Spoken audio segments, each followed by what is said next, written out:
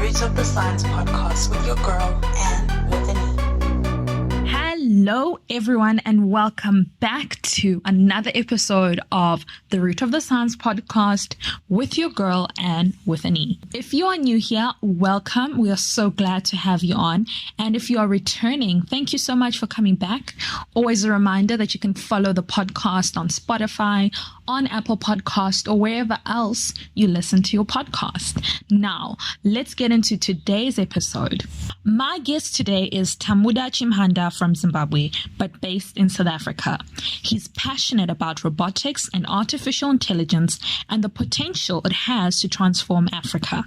In this episode, we learned that robotics picked him. He was always curious as a child and wanted to understand how things work by breaking appliances in his home, much to his mother's displeasement, you can imagine.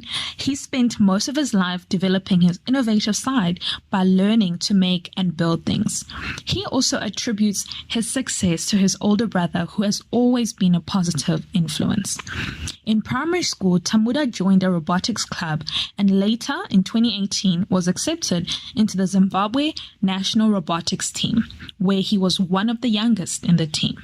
The team went to represent the country at the Robotics Olympics in Mexico. He then went on to work for Microsoft as a Southern African ambassador for digital civility, a council who wanted to make internet a safe space for teens. Currently, he is now a student at the African Leadership Academy, studying entrepreneurial leadership, computer science, and physics. One of the innovations that he has co-founded, BOE, otherwise known as the Book of Everything, an innovation aimed to increase access to education to 56 million African students who have no internet coverage in their communities. He tells us more about his involvement in this project and why it is so important. Further, Tamuda tells us the second innovation he has co-created called Glimmer Virtual Reality. This innovation was created to solve the problems caused by the travel restrictions during the pandemic, give Africans, particularly in Zimbabwe, the ability to travel their own country in a virtual setting, of course. We learn about all of these amazing things that he's currently doing and so much more. Let's go. Hi, Tamuda. Welcome to the show. Greetings, Ain. Thank you for having me here. It's an absolute pleasure. I'm really excited to chat with you and hear about everything that you do. But before we get started, let's give everybody like a brief introduction. Who is Tamuda? Where are you based? And in brief, what are you currently doing? Well, thank you very much, Ain. My name is Tamuda, as you've said. I am currently learning at African Leadership Academy. It's a community of people, of staff, faculty, and students who live every day to think differently, to break boundaries, and to do hard things, essentially trying to solve the most pressing problems in Africa. And I'm passionate about robotics and artificial intelligence and the potential that it has to change the future of Africa. So I can say I'm currently learning about ways that I can sort of play a part in transforming Africa using AI and robotics. Oh, fantastic. This is obviously going to be a very exciting conversation. But before we get into all of that, I'm like geeking out over here. I just like us to get to know you better away from the science. So you already mentioned that you're like into AI and robotics. So I think this question that I'm going to ask you is pretty apt. So when you look at your phone, right, we all have these amazing apps and whatnot. So I wanted to know for you, what's your favorite, like your go-to? Okay, you can maybe have three, because when I was thinking about this, I was like, one is hard. So maybe your top 3 apps and why you like them so much. It's a really hard question. I have actually never really thought about the application that I love the most. But if I am to think about it, I love to be on LinkedIn. Let me give you maybe the list. LinkedIn, WhatsApp, and books, Apple Books. So I hate that I love WhatsApp, but I somehow just always open it and start viewing people's statuses. But it's something that I've been trying to avoid to do more often now, because it drains me a lot and it distracts me. I've learned that I recently learned that addiction to distraction is the death of your creative production. So I try to preserve my mental energy because I am more to the creative side than content creation. So I need to have my mind in one place. So after I open WhatsApp and view a couple of statuses and open a couple of messages, my mind is all over the place. So I am trying to move away from that application now and replace it with LinkedIn, because that is where I get most of my inspiration from, the work that I do, because it is on LinkedIn that I meet people who share similar passions, people who are in the similar field as me, and connect and have a meaningful network and meaningful conversations with people. Yeah. Oh, that's pretty amazing. Wait, I want you to say that saying again. What did you say? Addiction to what? Because that was like, whoa.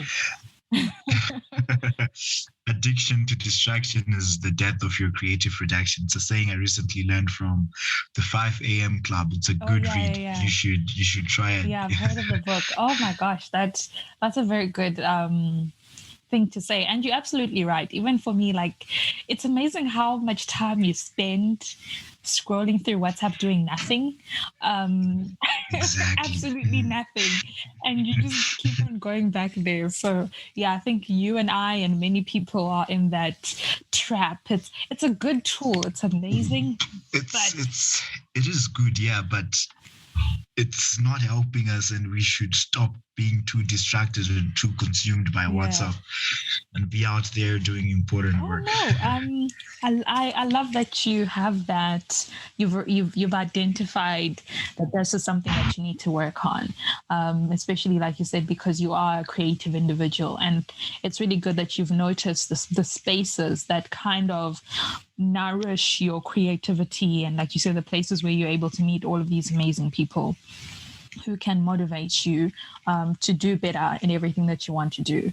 So I want then to move on to get to the beginning of the story. Before you were this creative person who was about creating networks and at the African Leadership Academy, I want to know who was, like, what were some of the influences? Did you always know that, robotics and science is something that you want to do? Or was it something, where it kind of just happened and here you are? Oh, thank you. One thing that I always say is that I actually think that robotics and this passion actually maybe picked me before I picked it, because when I was a little child, it's the little things that my mom would always say, hey, do not break that remote, do not open that calculator, that made me tick as a kid. I was always a curious young child, and I would break all home appliances. She would beat me real bad for doing that, but I actually never really stopped, because I was curious to find out how things worked and why they did what they did, how like an LED would light, how a motor would move.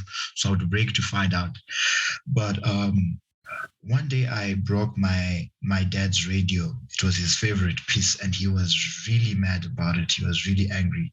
But he did not beat me, him being a polite dad. He didn't beat me, but he was really pissed, I could tell.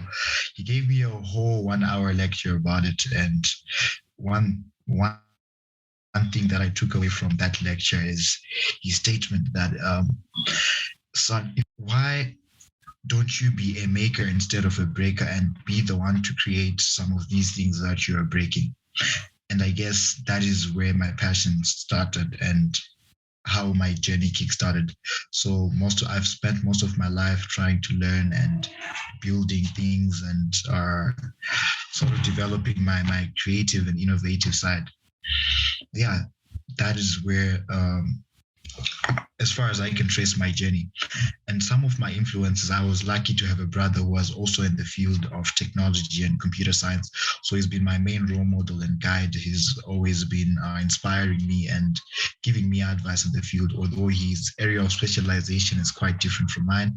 He's more to the programming side, and I am to the technical side of building things and playing around with mechanical parts.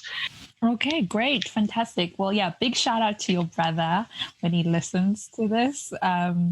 because first of all, I've had him on the show. So if anybody's listening and wants to hear about his big brother, it's Ashley. You can find him at the very bottom in the beginning. So shout out, Ashley. We appreciate you.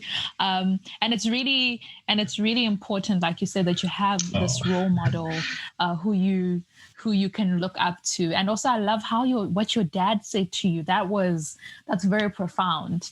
That he was like, you should be a builder instead of like destroying, or a maker rather, of these things. So you said this was still when you were young, right? Then I think take us through again some more. Yes. Yeah. How do you end up at the African Leadership Academy? What does the African Leadership Academy do? And what do you do there? All right. So going on from me breaking things, at primary school, I learned at Kotneselu. I joined a robotics club that was there, and I was made captain at a very young age, and we won the National Robotics Festival in 2015. And then going on from there, fast forward to 2018, I was accepted into the Zimbabwe Robotics Team. One of the 5 youngest members in the team to represent Zimbabwe at the Robotics Olympics that were held in Mexico in 2018. There we won the Courageous Achievement Award for breaking barriers throughout the competition, and we performed really well as a country that has barely developed in terms of technology. Then after that, I started working with Microsoft to fight for digital civility. I was chosen as the Southern African ambassador for digital civility. So essentially, it was a council trying to fight for a safe space, to make internet a safe space for people and advocate against cyberbullying and online harassment and all those things that are affecting teens on the internet. And then somewhere along the way, I learned about African Leadership Academy, which is a place where they manufacture leaders. We don't believe that leaders are born. Of course, some people are born with leadership qualities, but they are trying to build us, to equip us with the values and traits that African leaders are expected to have. And you will believe that the reason why Africa is not advancing is a problem of leadership and entrepreneurship. So I'm taking courses to do with entrepreneurial leadership and ethical leadership, problem solving, and those kind of things. So yeah, that is my trajectory. Wow, what a trajectory. Oh my goodness. I'm in awe. Those are some really major achievements. Congratulations on that. And it's so great. Thank you.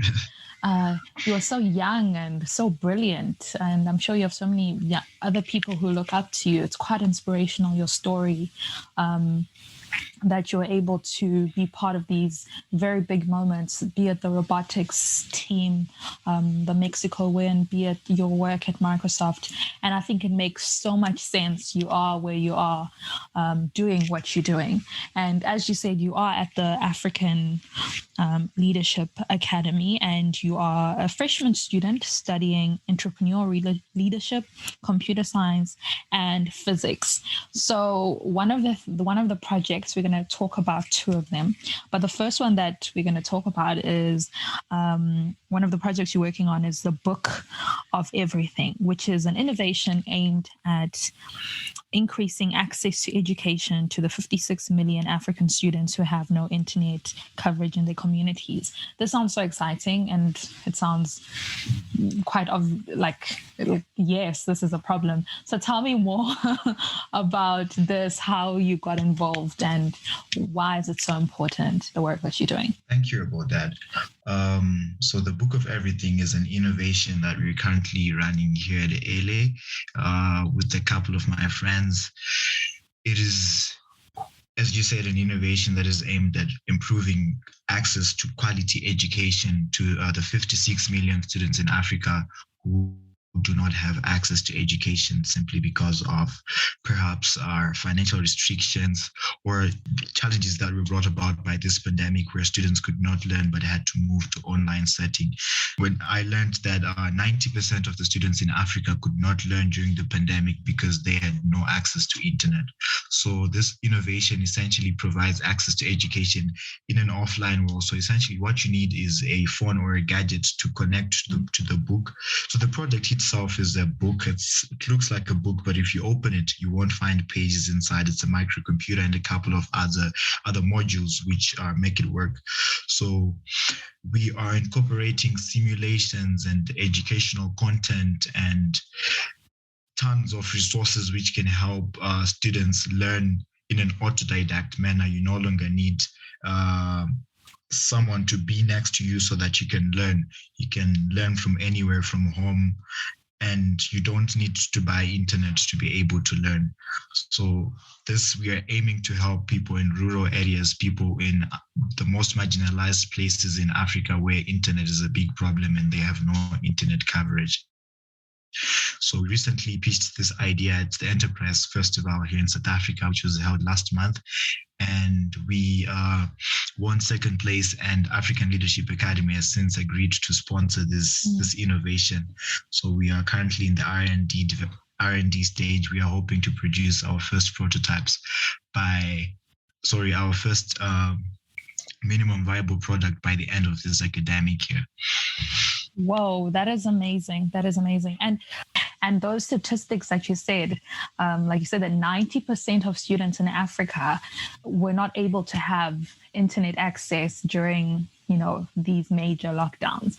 And I think many of us can attest to that. I'm in a university setting and I've seen how difficult it is. I've also seen how difficult it is for people who are in like primary schools as well. And, I can just imagine I'm in the city and people are having challenges. So you can only imagine people who are in the rural areas where data, of course, is really so expensive here in Africa.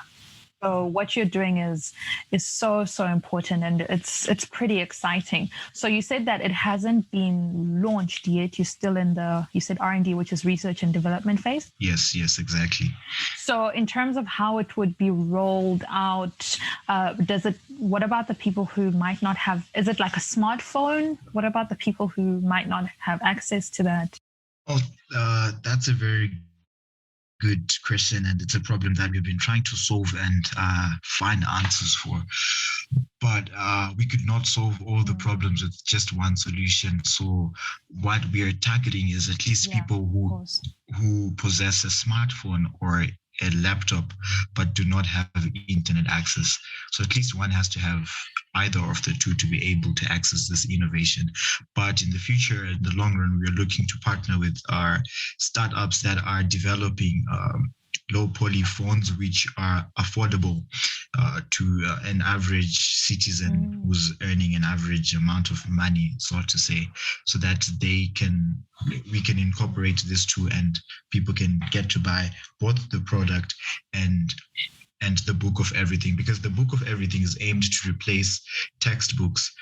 Now you have them all in one place. You no longer need to buy a textbook for math, a textbook for English, a textbook for all the subjects that you're doing. So if you're doing 10 subjects, in an old setup, you might need 10 textbooks. So with the book of everything, it's the book of everything. It has everything in it. That's why we named it the book of everything. Yeah, that's revolutionary, and I can't wait to see how that goes, because you mentioned something important. Forget how expensive data is. Even textbooks are a huge expense to people. So the fact that you're able to solve two of those solutions at once is actually really great, and we look forward to see how far this goes, and I wish you guys all of the best. This is such a pretty exciting innovation that you are working with. To you and your team, shout out to them. Shout out to them as well. Thank you very much. Yeah, okay. So on the second one, you're a very busy guy. Okay. So on the second innovation that you're working, which I found really fascinating, was that you also created what it's called the Glimmer virtual reality. You know, like I said, I found this project very interesting.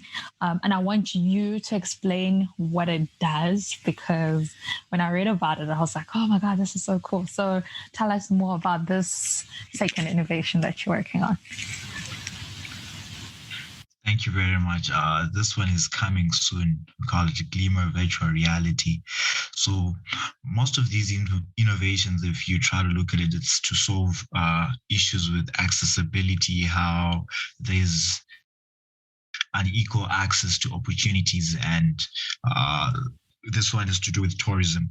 So with the pandemic, there came travel restrictions, and tourists were not allowed to travel to any destinations that they would have in a normal setup. But before that, we had people across Africa, but especially in Zimbabwe, who could not travel around their country and sort of visit these recreational places. A boy from an average city in Zimbabwe would not know what Great Zimbabwe is, and yet they call themselves, they are Zimbabwean, but they do not know where Zimbabwe began, the roots of Zimbabwe, Great Zimbabwe itself. So it was a bit unfair for us to be in our country but not know what our country looks like. So Glimmer Virtual Reality is an experience that we are trying to create so that people can travel to all these amazing places without actually having to go there. So we are creating an immersive experience where you wear the virtual reality goggles and you travel across Zimbabwe and you see all those amazing places without spending a lot of money. So now that average boy and girl from the rural areas knows his country. He knows what Victoria Falls looks like, one of the wonders of the world, and at a very low cost price. And this is not only targeting people who were not able to travel because of financial restrictions, but even international tourists. The tourism department of Zimbabwe was damaged by the image that people have about Zimbabwe. So a lot of tourists are a bit skeptical to come to Zimbabwe. So this, in a way, is trying to market the tourism department because it really helped with the country's GDP. And I've learned that the best type of marketing is marketing as if you're not marketing. So by using our virtual reality experiences, you get to feel what it is to be, what it feels like to be in Zimbabwe without having to go there. And this motivates you. If you love it, it will motivate you to want to go there. And we are looking to driving more tourists to be coming to Zimbabwe with that innovation. So you feel like if you are walking on water, you can feel the cold in your legs. And if you're in a sunny place, whatever it is, we want to make it as close as it is to actually being there. Wow. That's so cool. That's so cool. I'm pretty excited about that innovation because I think many of us dream of seeing places, but sometimes the budget does not allow. So, Exactly. It's really great that you have this. So I just want to check. So would it be where, like in a specific location, people have to come, I don't know, at this place, and then they put on the goggles, and then they're able to immerse themselves in Zimbabwe? So we want to make it as decentralized as possible. So we'll be setting up virtual reality booths where people can go to. So we'll put this up in different communities where perhaps we have our largest market, or where like we have the largest type of demographics that we're trying to look into. But yeah, you actually have to be in the booth because that is where you can get the actual experience.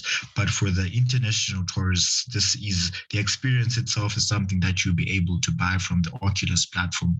This is the virtual reality pack that we're going to be using. So they can access it from wherever they are. they just need to have the virtual reality goggles. Fantastic. That sounds really great. So here you are solving tourism problems and education problems all in 1 year. That's Thank you very really much. fantastic. And I think we were speaking off air where you were telling me that about innovations and how, COVID has opened up this door of many innovations. And I mean, look at you, just two off the bat, because of the problems that you saw that were during this pandemic. So I think that's really fantastic that you're able to solve these different types of problems. Thank you very much. I am working on this with my partner from Zimbabwe. Shout out to him as well. Oh, shout out to him. Well, yeah. We again pitched this idea.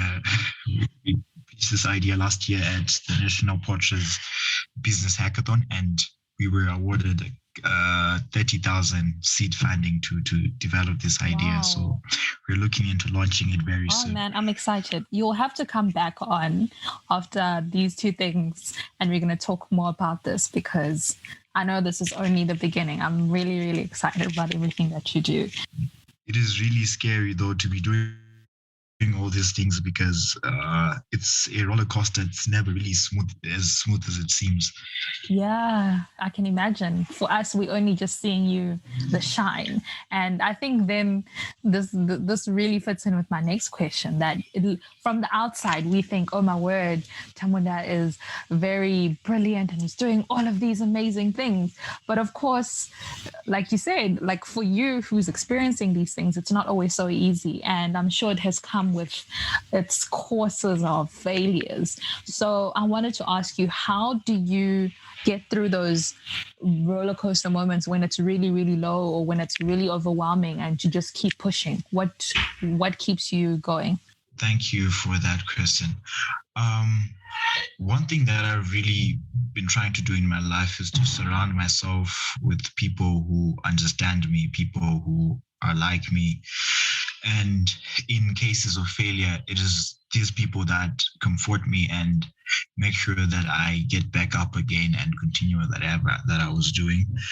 But I love to read a lot, and one thing that I've always been coming across in my daily reads is that I should love failure, because it is somehow really proportional to my success for as long as I am learning from whatever it is that I have gone through. So it's not that I look forward to failure, but I am learning to not mind it, to not be tipped a lot off by failure, and look at the positive side. So one thing that I now that I'm practicing is to learn from my failures. After whatever failure, I reflect on what went wrong and how I can do better next time. Yeah, so that's how I try to manage my failures in life and disappointments. I actually recorded my highest number of failures within a single week last week. I won't talk about this, but it was a pretty hectic week, but I'm glad that I am still moving on. Oh man, I'm so glad that you say that. You don't have to go into details, but I think it's very important for us to mention that I saw this really nice image that, like the road to success is built on the building like these little steps of failures. And like you said, for you, probably that was the most amount of failures, but those are all these many lessons that you've gained and you've improved. Exactly. So I think it's very important for us to not glamorize success as it's this easy road, because it's definitely not. It's never an easy road. Yeah, it's definitely not. It's like a roller coaster. One moment you're up and next moment you're down. But like there's a lot of those low moments. No, for sure. And I love the fact that you mentioned that you've got a very good support system. That's always so important. And yeah, we are as great as the people whose shoulders we stand on. And I love the fact that you mentioned that you You are not a one-man team, and we never really are. We never really. Yeah, that's really true. Yeah. Yeah. So as we wrap up, this has been such a fantastic conversation.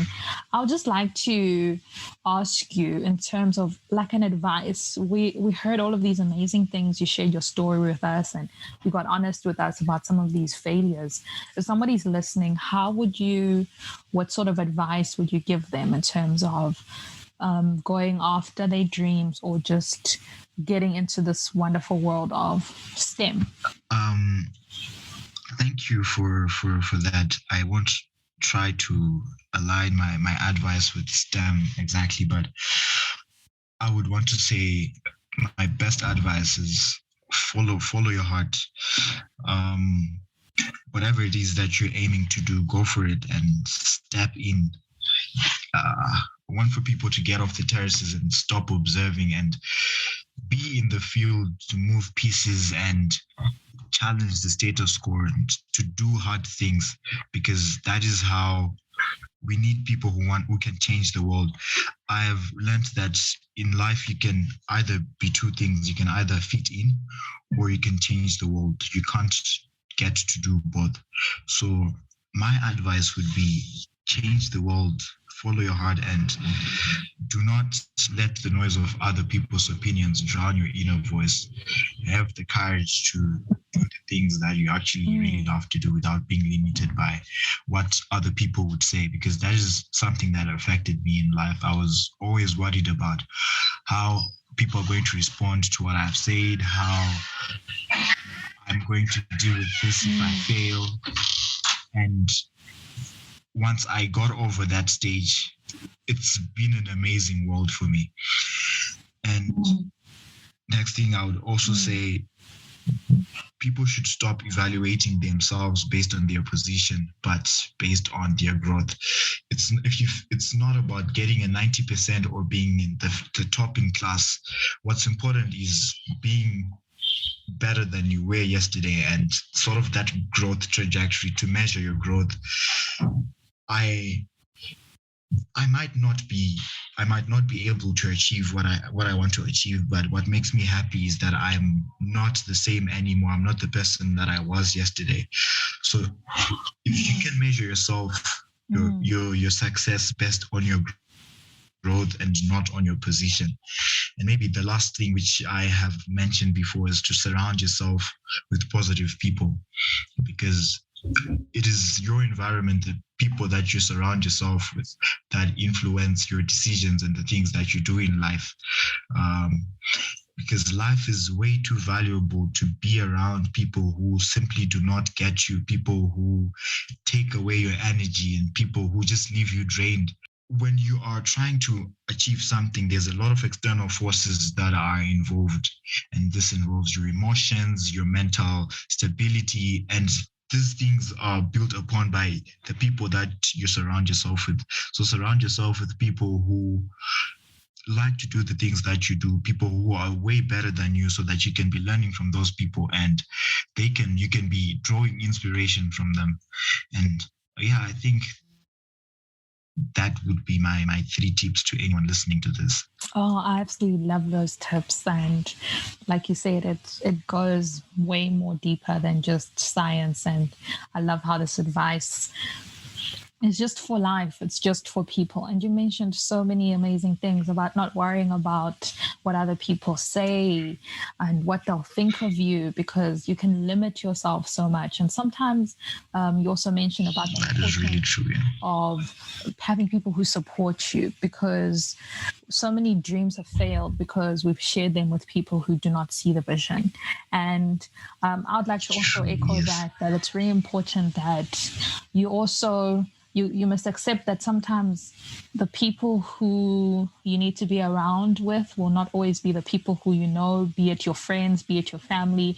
It might be other people. That is true, yeah. So I think as you grow, as you realize that, okay, you know what, here, and it's not a bad thing that your friends or your family don't support you. It's just for this particular mission or vision or whatever you have. These other people are I heard a term today, destiny destiny helpers, like destiny helpers. Yeah, to help that's an you. interesting term. Yeah, like because we all have whatever you want to call it, a dream, a vision, or whatever. But it was like your it was destiny deliverers. Yeah, destiny deliverers. Destiny deliverers. Yeah, that was a term that I heard today. So, oh man, this was such a fantastic conversation. I am so excited about everything that you do, and I really hope to have you on when everything is like out and we can have like, where are you now? Because yeah, I think you are definitely in the right place. You are a future Africa leader, and it gets me so excited that there's so many young people who are going to change the world, like how you aptly said in your little advice for us. And it's great that I can see that in you. So all the best with everything that you're doing. I wish you, all the success. Thank you very much, Ayn, for having me here. And thank you for your interesting questions. It made me think about a lot of things that I would never really think about in my day-to-day life. Oh, I'm glad that we got to change how you think a little bit. And yeah, to everybody else who's listening, thank you so much for tuning into another episode of the Root of the Science podcast with your girl, Anne with an E. Until next time, good